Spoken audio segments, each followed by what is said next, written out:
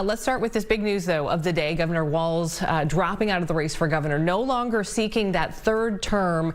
He announced his re-election campaign. It was just 4 months ago, and it was under this fraud microscope that's been on Minnesota. The governor saying that he can't give a political campaign his all. An extraordinarily difficult year for the state, he said, and he did give a bit of a statement. He kind of just read from his prepared statement. Didn't take any questions here just a short time ago. On the other side of just a clip of this, we're going to talk to political analyst Blois Olson and then also our Corin Hoggard at the Capitol. So let's play you a part of this prepared statement by Governor Walz just a short time ago. 2026 is an election year. Election years have a way of ramping up the politics at a time when we simply can't afford more of that in Minnesota. In September, I announced that I would seek a historic third term as Minnesota's governor, and I have every confidence that if I gave it my all, we would win the race. But as I reflect on this moment with my family and my team over the holidays, I came to the conclusion that I can't give a political campaign my all. Every minute that I spend defending my own political interest would be a minute I can't spend defending the people of Minnesota against the criminals who prey on our generosity and the cynics who want to prey on our differences. So I've decided to step out of this race, and I'll let others worry about the election while I focus on the work that's in front of me for the next year. I'm passing on this race with zero sadness and zero regret. I did not run for this job to have the job. I ran for the job to do the job. Minnesota faces enormous challenges this year, and I refuse to spend a single minute doing anything other than rising to meet this moment. Minnesota has always come first and always will.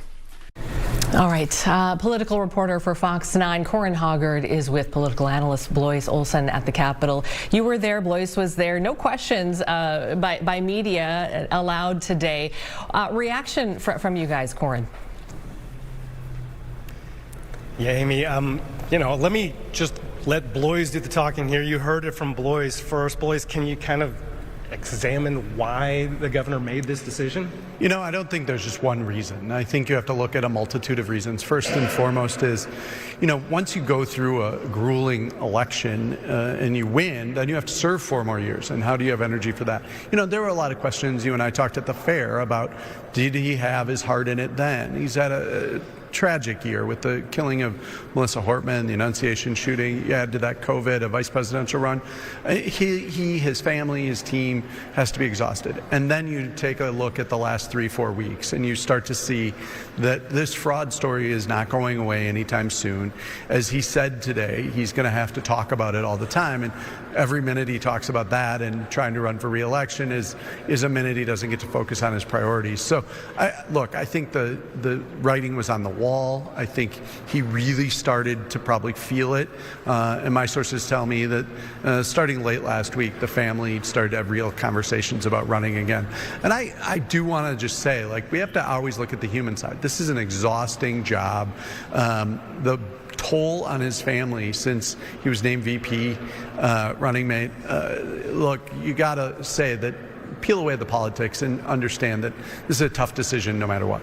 Yeah, a human being who for 20 months has been under the microscope. And, fraud has been the focus here in Minnesota for quite some time now. Every press conference I've attended over the last 4 months or so where the governor was present, fraud was one of the questions. And now we pivot to seeing the GOP hoping to kind of spread the blame for the fraud throughout the DFL. And I'm wondering if there are candidates out there potentially who aren't as impacted by that. Look, Senator Amy Klobuchar is the dean of the DFL. She's got approval ratings just under 50%. She would clear the field most likely if she chose to run for governor. And she's been in Washington, so she can say I wasn't part of state government. Now, having said that, I think that fraud is still going to be a story. And you start to combine the last few years of fraud, an $18 billion surplus, and Democrats are very nervous about the impact in a tough economy when we show a budget deficit in the future of where their solution is, where their cuts are. Cuts will uninspire their base, and tax increases on the table would turn off independents. And so it's still going to be a long, fascinating year in Minnesota politics. Yeah, we could see Governor Walz as a response to the fraud fallout here, kind of running against Donald Trump. I think that may have happened whether the fraud was there or not, but I wonder if Amy Klobuchar is, even more so running against Donald Trump. What I would say here is this race is a referendum on Trump in Minnesota. Trump is unpopular here, and the Walz people and DFLers know it. Amy Klobuchar knows it as well. She's dealt with them in Washington. But I would say this, too. The team that Amy Klobuchar has, she's run for president. There's a sophistication and a maturity in her team that is taking all of that under consideration right now. And some of the unforced errors that the Walz team made of underestimating fraud are not likely to happen with a Klobuchar candidacy. And, the tunnels here lead to another potential candidate that I want to ask you about, because Senator Klobuchar's team has told me that she is considering it, but she hasn't made a decision yet. Steve Simon, our Secretary of State, the tunnels, again, lead to his office. Where does he stand in this race? Look, I think he stands a very close second. My sources tell me that he will not run if Senator Klobuchar decides to run for governor. But I would expect that if Senator Klobuchar does not run, that Steve Simon is one of the first people to announce. Okay, we have a lot of questions we wanted to ask Governor Walz about this decision, why he made it, when he made it. Are those things that you already kind of know the answers to in some cases? Look, I don't know all the answers. I just got a sense that, his heart wasn't in it. But the polling shows, our internal polling that we do for clients started to show some major slippage before this fraud became an international story. And so, I really think, you always ask, do they have the fire in the belly? And my gut is he just lost the fire in the belly to fight the fight.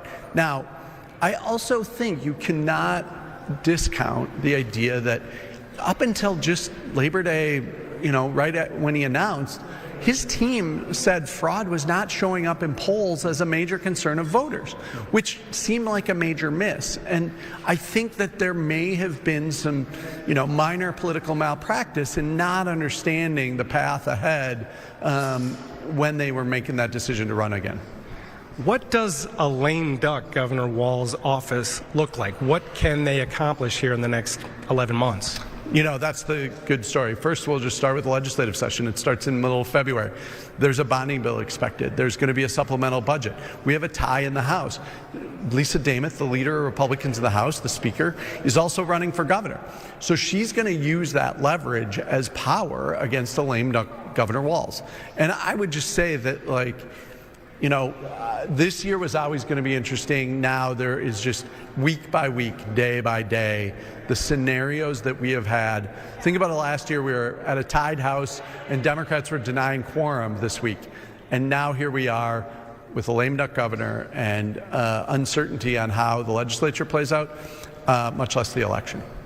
All right, well, I had a lot of questions for Blois there. Amy, don't mean to monopolize him. I wonder if you have anything else you want to ask. Yeah, no, I appreciate that, and I believe we're going to be talking to Blois a little bit later as well. But these rumblings came in sort of last night. We heard from Blois. We were able to confirm it today through the Walz camp today. I'm curious, based on what he heard from the governor, the tone. Did Governor Walz, does he think, do too much blaming and not take enough accountability for the fraud and things that happen? What did he think about the tone of the statement? The tone of the statement is what she wants to know about. Did he do too much blaming and not enough accountability? I think it depends on your view. Look, it is his political character, it is his political style to try to punch back before he takes accountability. It's one of the reasons we're here today, is that the lack of accountability, the lack of acknowledgement is there. Democrats know they have to run hard against Trump. And the reality is that's still their winning formula for next year. And so I think he wants to do that. And by the way, remember a year ago, he also went on a national tour to push back against Trump. I would expect that he becomes one of the loudest voices pushing back against the Trump administration here in his final months in office.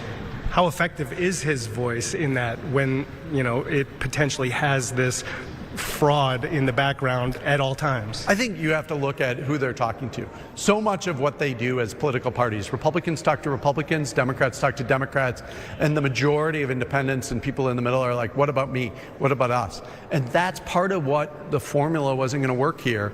I also think it's part of why we're so polarized, why we're so divided, is that the parties keep talking to each other. Think about it this way. We talk about influencers, we talk about all the angles, the way in which people get their news, that we all live every day.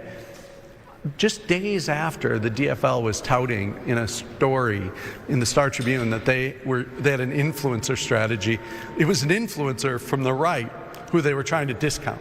This is like whack-a-mole on a whole different level in this political environment, and I think that's where the pushback, he'll appeal to his base, he'll energize, he's got a war chest to play with, see what he does with that. But, look, I don't think he's going away quietly.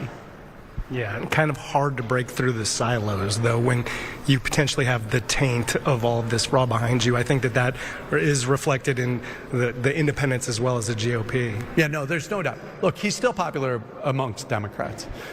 He was one election away from being the second most powerful person in the world. He's got a popularity. I talk to people all over the country who are teachers, et cetera. They, and I said it last year. Look, it's a great country when a teacher could become vice president. Though that's still the reality of our democracy, and I think we have to acknowledge that. It's just you still also have to appeal to independents, talk to them in a way that they want to be talked to and talk with. And that's what I think he has learned a lot about in the last year. All right, so we have a lot of things still to be determined here, a lot of questions still to be answered. Hopefully, Governor Walz will be taking questions tomorrow, he told us, during a press conference on paid leave, and we'll see what happens as far as the DFL field to replace him, the vacuum that he just left pretty wide open there, Amy. Yeah, big day today, and we'll talk more with Blois, and then GOP strategist Brian McClung is going to join us next hour or two for some perspective from the Republican side. Thank you, Corin. Thanks to Blois. Appreciate it very much.